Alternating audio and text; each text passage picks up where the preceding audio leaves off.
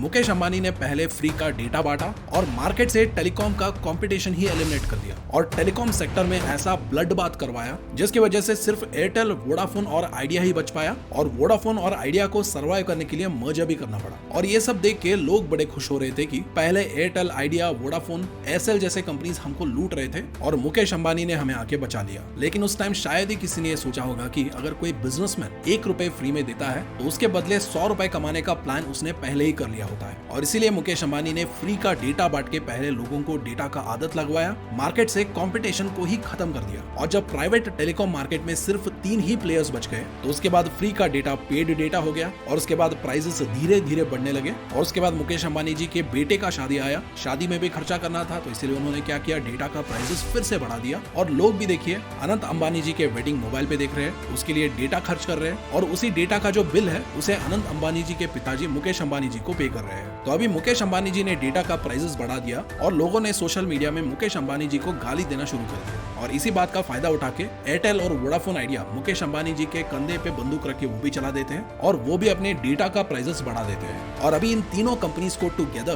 Prices बढ़ने की वजह से अराउंड 50,000 करोड़ रुपीस का फायदा हो रहा है। और अभी पेट्रोल, डीजल, आटा के साथ साथ आम आदमी के लिए डेटा भी महंगा हो रहा है। और यहीं पर लोगों को फिर से BSNL की याद आ रही है। और आपने सोशल मीडिया में भी ये देखा होगा कि I support BSNL, port to BSNL जैसे हैशटैग्स कुछ टाइम पहले ट्रेंड कर रहे थे। और अगर आप एक टाइम पे देखते तो BSNL को ही लोग सबसे ज्यादा इस्तेमाल कर रहे थे। और BSNL एक टाइम पे नेशनल प्राइड भी था क्योंकि ये सरकार के लिए अंधाधुंध प्रॉफिट्स कमा रहा था और उसके साथ साथ ये लोगों को मोबाइल सर्विस एक अफोर्डेबल प्राइस पे भी प्रोवाइड कर रहा था। लेकिन बाद में जब एयरटेल आया और जियो आया और मुफ्त में जियो ने डेटा बांटना शुरू कर दिया तो लोगों ने BSNL का साथ छोड़ दिया, जिसके बाद से अंधाधुंध प्रॉफिट कमाने वाला सरकारी कंपनी एक लॉस मेकिंग कंपनी बन गया। और अभी जब लोग फिर से BSNL के पास वापस आ रहे हैं तो क्या सही में BSNL वापसी कर पाएगा और इसमें टाटास का रोल क्या है और एक टाइम पे ये प्रॉफिट कमाने वाला सरकारी कंपनी को क्या जानबूझ के लॉसेस में धकेला गया था? तो इन तमाम सवालों का जवाब हम आज की वीडियो में जानेंगे। और ऐसे क्वालिटी और इन्फॉर्मेटिव नॉलेज आपके सामने लाने के लिए हमारी टीम बहुत मेहनत करती है और उस मेहनत के बदले अगर आप हमें थैंक यू बोलना चाहते हैं तो आप वीडियो को लाइक कर सकते हैं और हमें ऐसे और भी वीडियोस बनाने के लिए एनकरेज करना चाहते हैं तो कमेंट्स में आप हमें थैंक यू लिख के एनकरेज भी कर सकते हैं। तो सबसे पहले ब्रीफ में BSNL का हिस्ट्री जान लेते हैं। तो BSNL का फुल फॉर्म है भारत संचार निगम लिमिटेड, जिसको गवर्नमेंट ऑफ इंडिया ने एस्टैब्लिश किया था इन द ईयर 2000 अक्टूबर 1 को। लेकिन अगर आप BSNL का टेलीकॉम से पहले का फाउंडेशन देखेंगे तो वो 160 इयर्स ओल्ड है, क्योंकि in the year 1885 British imperial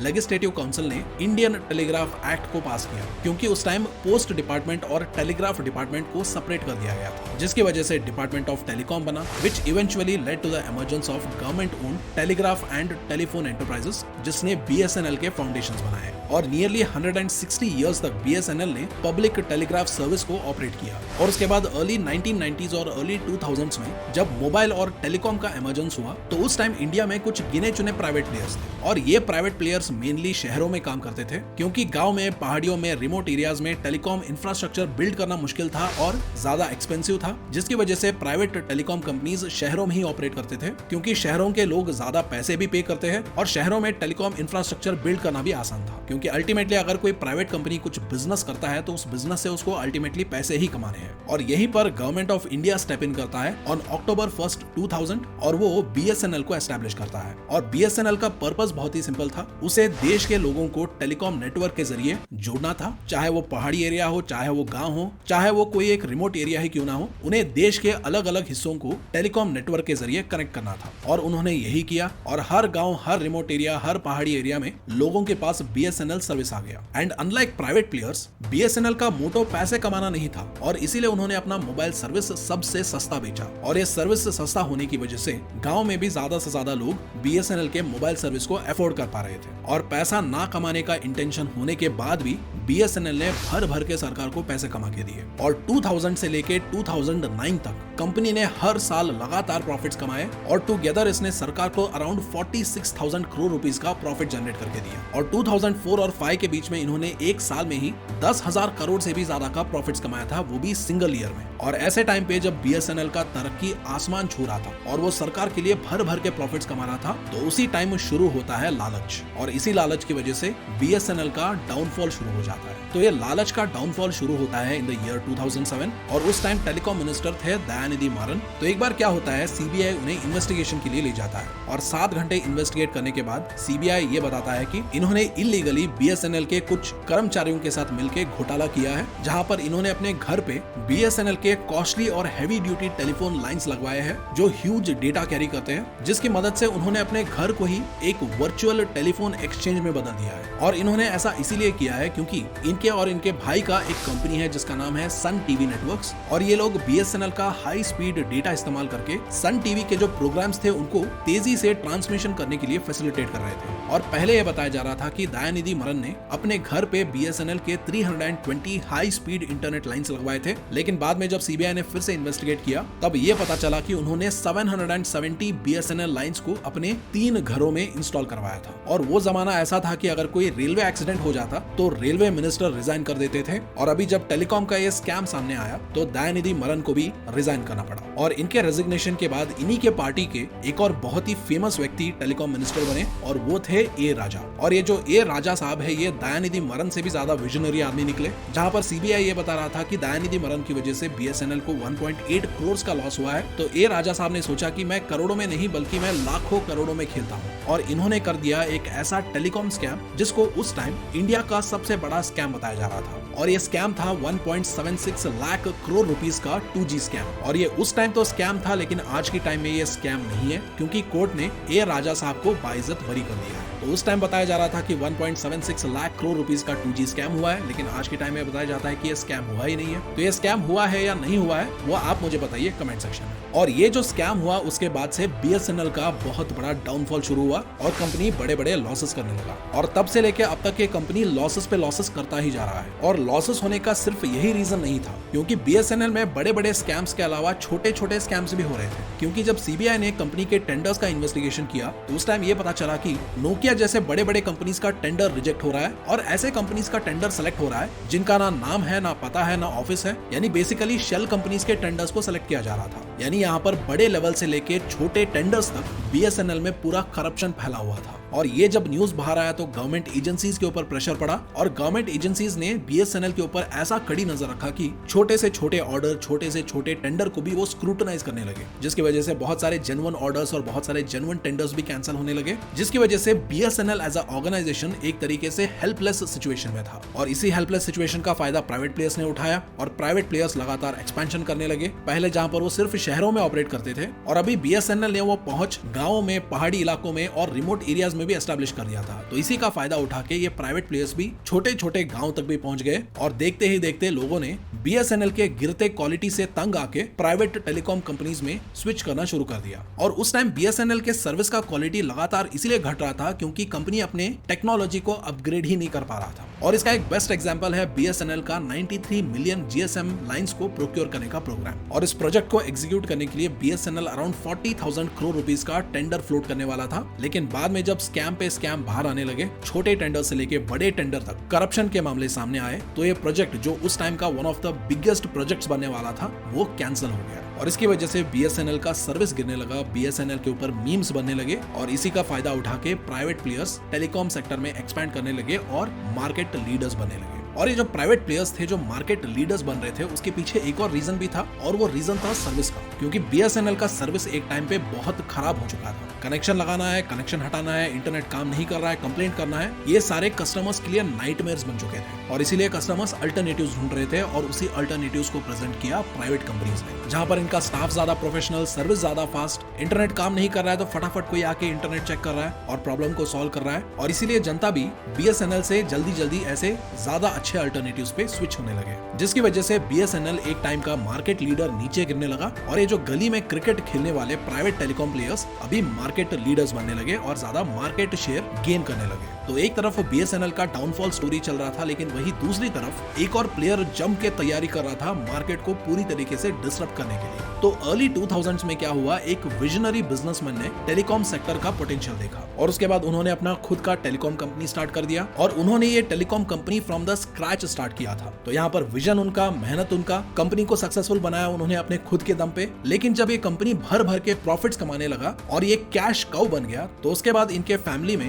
problem शुरू हो गए, छोटे भाइयों के बीच में झगड़ा होने लगा और उसके बाद इनके बीच में बंटवारा हो गया। और बंटवारा होने पे जिस भाई ने मेहनत करके इस टेलीकॉम कंपनी को एस्टैब्लिश किया था अपने खुद के विजन पे और अपने खुद के दम पे, उस भाई को ये टेलीकॉम कंपनी नहीं मिला, बल्कि छोटे भाई को ये कैश काउ टेलीकॉम कंपनी मिल गया, वो भी बंटवारे में। और छोटे भाई थे अनिल अंबानी, जिनके पास ना टेलीकॉम का विजन था, ना ही इन्होंने इस कंपनी को फ्रॉम द स्क्रैच बिल्ड किया था। उनके लिए तो बस ये एक कैश काउ कंपनी था जो इनके लिए पैसा छाप रहा था। और सिर्फ यही नहीं, अनिल अंबानी ने अपने बड़े भाई मुकेश अंबानी के साथ एक समझौता भी किया, जिसके according Mukesh Ambani telecom industry में नेक्स्ट 10 इयर्स के लिए या 10-12 इयर्स के लिए एंटर नहीं कर सकते। तो एक तरफ अनिल अंबानी रिलायंस कम्युनिकेशन को या आरकॉम को डुबाने में लगे हुए थे, और वही दूसरी तरफ इनके जो बड़े भाई है मुकेश अंबानी, जिन्होंने अर्ली 2000s में ही टेलीकॉम के पोटेंशियल को आइडेंटिफाई किया था और उसमें सक्सेसफुली कंपनी को भी एस्टैब्लिश किया था। उन्होंने अभी फिर से फ्रॉम द स्क्रैच अपने दूसरे विजन के ऊपर काम करना शुरू कर दिया था, और इस विजन के जरिए उन्होंने ठान लिया था कि वो इस सेक्टर को ही पूरी तरीके से डिसरप्ट कर देंगे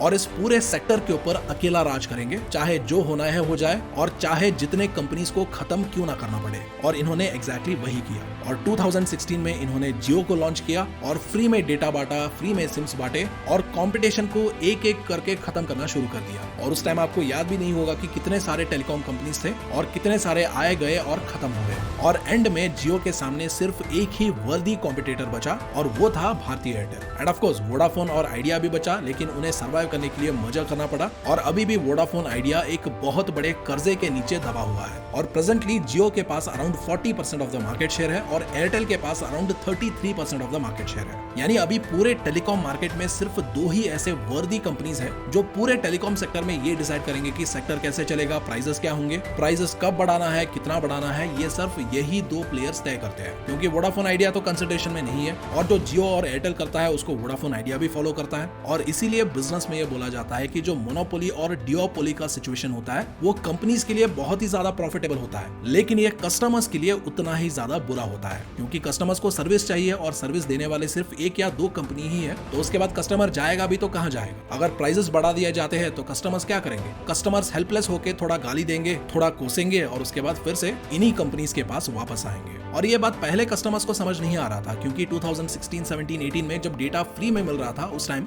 लोग जियो के बारे में भर भर के तारीफें कर रहे थे। लेकिन अभी लोगों को भी ये समझ आ रहा है कि क्यों मोनोपोली और डिओपोली जैसा सिचुएशन जो है वो कस्टमर्स के लिए कितना खतरनाक हो सकता है। और इसी रीजन की वजह से अभी बीएसएनएल का जो इंपॉर्टेंस है वो फिर से इमर्ज हो रहा है, क्योंकि लोग डेटा के चक्कर में ज्यादा पैसे दे दे के थक गए हैं और बीएसएनएल एक ऐसा अकेला प्लेयर है जो सस्ते में डेटा का सर्विस कस्टमर्स को दे सकता है। और अगर मान लीजिए बीएसएनएल फिर से अपने पैरों पे खड़ा हो गया और प्रॉफिटेबल बन गया, तो ये टेलीकॉम में अभी ये जो डिओपोली और मोनोपोली का माफिया चल रहा है उसको वो सक्सेसफुली ब्रेक करने का केपेबल है। क्योंकि अभी प्राइवेट प्लेयर्स अंधाधुंध प्राइसेस बढ़ा सकते हैं और कोई पूछने वाला नहीं है, लेकिन वही बीएसएनएल जैसा सर्विस आ जाता है तो उसके बाद अगर ये प्राइवेट प्लेयर्स प्राइसेस बढ़ाएंगे तो लोग क्या करेंगे? बीएसएनएल जैसे अल्टरनेटिव्स पे शिफ्ट होने लगेंगे, जिसकी वजह से प्राइवेट प्लेयर्स भी अपने प्राइसेस को कंट्रोल में रखेंगे। और उसी रीजन की वजह से आज बीएसएनएल देश के नागरिकों के हित के लिए बहुत ही इंपॉर्टेंट बन चुका है। और अभी प्रेजेंट सिचुएशन अगर आप बीएसएनएल का देखेंगे तो रेवेन्यू आ नहीं रहा है, कंपनी लॉसेस पे लॉसेस बनाया जा रहा है, लेकिन अभी तक कंपनी बंद नहीं हुआ है। और उसके 2 मेजर रीजन है। पहला रीजन ये है कि ये एक सरकारी कंपनी है, जिसकी वजह से अगर ये लॉसेस भी कर रहा है तो सरकार इसको फंड्स रिलीज करेगा, जिसके बेसिस पे ये जिंदा रह सकता है। एंड ऑब्वियसली यहाँ पर कुछ लोग ये पूछेंगे कि अगर ये कंपनी इतने लॉसेस कर रहा है और सरकार के खर्चे बढ़ा रहा है तो सरकार इसको फंड्स क्यों दे रहा है? तो उसका रीजन ये है कि बीएसएनएल के जो कनेक्शंस है वो ऐसे रिमोट एरियाज और ऐसे गाँव में भी है और ऐसे पहाड़ी इलाकों में भी है जहाँ पर अभी तक एयरटेल, जियो या वोडाफोन आइडिया पहुंच नहीं पाए हैं। और चांसेस बहुत ही कम है कि आने वाले फ्यूचर्स में वो ऐसे जगहों पे जाए और अपना कनेक्शन एस्टैब्लिश करे। और इसी रीजन की वजह से इस कनेक्टिविटी को मेंटेन करने के लिए और ऐसे रिमोट एरियाज, ऐसे पहाड़ी इलाकों को मेन स्ट्रीम कम्युनिकेशन नेटवर्क से जोड़े रखने के लिए सरकार बीएसएनएल को सपोर्ट कर रहा है और अभी तक उस कंपनी को चला रहा है। तो अभी इसके बाद एक बहुत बड़ा सवाल आता है और शायद इसके जवाब के लिए आप पूरा वीडियो इंतजार कर रहे थे, और वो सवाल ये है कि इतने चैलेंजेस होने के बावजूद भी क्या बीएसएनएल सर्वाइव कर पाएगा और फिर से बाउंस बैक कर पाएगा या नहीं कर पाएगा? तो यहाँ पर ये यस और नो का जवाब नहीं है, बल्कि प्रोबेबिलिटी का जवाब है। और अभी तक जो कंपनी में जो नेगेटिव फैक्टर्स है जो इस कंपनी के सर्वाइवल प्रोबेबिलिटी को कम कर रहे हैं उसके बारे में तो हमने डिस्कस कर ही लिया है। जहां पर सेल्स इसका खराब है, लगातार लॉसेस कर रहा है, सर्विस इसका खराब है, कंपटीशन इंटेंस है, वगैरह वगैरह। लेकिन अभी हम कुछ ऐसे पॉजिटिव फैक्टर्स को डिस्कस करेंगे जो बीएसएनएल के फेवर में काम कर रहा है, जिसकी वजह से बीएसएनएल का जो सर्वाइवल प्रोबेबिलिटी है और बाउंस बैक करने का जो प्रोबेबिलिटी है वो बढ़ रहा है। तो अभी इसमें जो पहला रीजन है वो थोड़ा पॉलिटिकल है, और वो रीजन ये है कि कोई भी सरकार ये नहीं चाहता है कि उनके रूल के अंडर BSNL खत्म हो जाए या BSNL को बंद करना पड़े। और अगर ऐसा हुआ तो ऑपोजिशन चढ़ जाएगा, पब्लिक चढ़ जाएगी, जिसकी वजह से क्या होगा, गवर्नमेंट की बदनामी होगी और उसका इम्पैक्ट अगले इलेक्शंस में देखने को मिलेगा। और इसीलिए अगर आप देखेंगे तो प्रेजेंट गवर्नमेंट ये नहीं चाहता है कि BSNL बंद हो, बल्कि वो BSNL को उल्टा सपोर्ट कर रहा है कम बैक करने के लिए। क्योंकि रिसेंटली आपने ये देखा होगा कि कैबिनेट ने अराउंड 89,000 करोड़ रुपीस का रिवाइवल पैकेज BSNL के लिए अप्रूव किया था और 2019 से लेकर अब तक सरकार BSNL को अराउंड 3.22 लाख करोड़ रुपीस दे चुका है उसके रिवाइवल के लिए और अपग्रेडेशन के लिए। और अभी सरकार से ये जो BSNL को पैसा मिल रहा है उसे BSNL कर क्या रहा है, तो यहाँ पर BSNL उस पैसों से 4G और 5G सर्विसेज को डिप्लॉय कर रहा है, जिसके जरिए वो पैन इंडिया में 4G और 5G सर्विसेज दे पाएगा। और उसके साथ साथ BSNL ये भी बताता है कि वो रूरल और ऐसे अनकवर्ड विलेजेस में या गाँव में भी 4G कवरेज दे सकता है। और अभी BSNL तो ये बता रहा है कि सबसे पहले तो ये 4G सर्विस लॉन्च करेगा और उसके 1-2 साल बाद ही इसी 4G सर्विस को वो 5G सर्विस में कन्वर्ट कर देगा, जहाँ पर ये हार्डवेयर इक्विपमेंट को नहीं बदलेंगे बल्कि सॉफ्टवेयर अपग्रेडेशन से इसी 4G सर्विस को वो 5G सर्विस में बदल देंगे। तो यहाँ पर सुनने में तो ये हवाई बातें लगते हैं, लेकिन ये हवाई बातें नहीं है, क्योंकि यहाँ पर टाटा का भरोसा है। क्योंकि एक कंसोर्टियम है जिसको टाटा कंसल्टेंसी सर्विसेज या TCS लीड करता है और इस कंसोर्टियम में टाटा का एक और कंपनी तेजस नेटवर्क्स भी है, centre for development of telematics भी है और सेंट्रल गवर्नमेंट का public sector company ITI limited भी है। और अभी BSNL का ये जो 4G डिप्लॉय करने का काम है और उसे बाद में 5G में कन्वर्ट करने का जो काम है उसको TCS लेड इसी कंसोर्टियम को 15,000 करोड़ में दिया गया है। एंड ऑफ कोर्स TCS को छोड़ के यहाँ पर तेजस नेटवर्क्स भी है जो कि एक और TCS का कंपनी है और कुछ और कंपनीज भी है, लेकिन ये बताया जाता है कि इस डील का जो टोटल 75% ऑफ द वैल्यू है वो TCS को जाएगा, यानी 15,000 करोड़ में 75% TCS को जाएगा और बाद में जो 25% ऑफ द पैसा है वो कंसोर्टियम के जो बाकी कंपनीज है उनमें बच जाएगा। और जनरली अगर आप टाटास का पास्ट ट्रैक रिकॉर्ड देखेंगे तो टाटास जो भी प्रॉमिस करते हैं उसको डिलीवर भी करते हैं, ये उनका ट्रैक रिकॉर्ड रहा है। और इसीलिए बहुत लोग ये टैगलाइन इस्तेमाल करते हैं, टाटा का भरोसा। और अगर टाटास BSNL के लिए 4G डिप्लॉयमेंट सक्सेसफुली कर पाते हैं और बाद में उसे 5G में भी अपग्रेड कर पाते हैं तो ये BSNL के लिए एक स्ट्रॉन्ग बाउंस बैक डेवलपमेंट हो सकता है। और उसके साथ साथ अभी प्राइवेट टेलीकॉम सेक्टर्स के जो प्लेयर्स हैं उनका इमेज भी पब्लिक के नजरों में गिर रहा है, क्योंकि अभी लोगों को ये समझ आ गया है कि